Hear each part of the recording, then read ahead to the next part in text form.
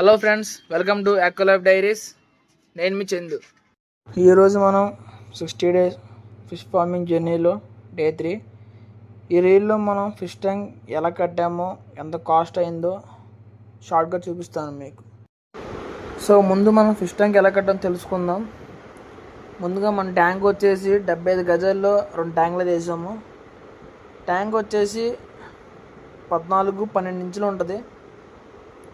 Height వచ్చేసి 5 feet ఉంటుంది. మన ట్యాంకుల్లో 1,50,000 పిల్ల అయితే ఉంది ప్రస్తుతానికి. ఒక ట్యాంకులో 1,00,000, ఇంకో ట్యాంకులో 50,000 వేసాము. అలాగే సుమారు మనకి ఈ ట్యాంక్ వేయడానికి 80,000 నుంచి 1,00,000 రూపాయల దాకా అయ్యింది. ట్యాంక్కి మనం వాడిన రాయి మాత్రం వెయిట్లెస్ రాయ. ట్యాంక్ మాత్రం చాలా క్వాలిటీ కట్టించాము, సిమెంట్ కానీ ఇసుక కానీ.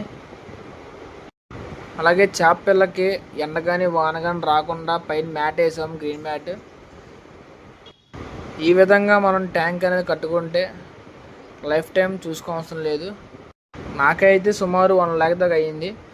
ఎవరైతే కొంచెం లో బడ్జెట్లో కట్టుకోవాలనుకుంటున్నారో వాళ్ళు మన ఇంటి పైన వేసుకునే సిమెంట్ రేకుతో అయినా సరే వేసుకోవచ్చు.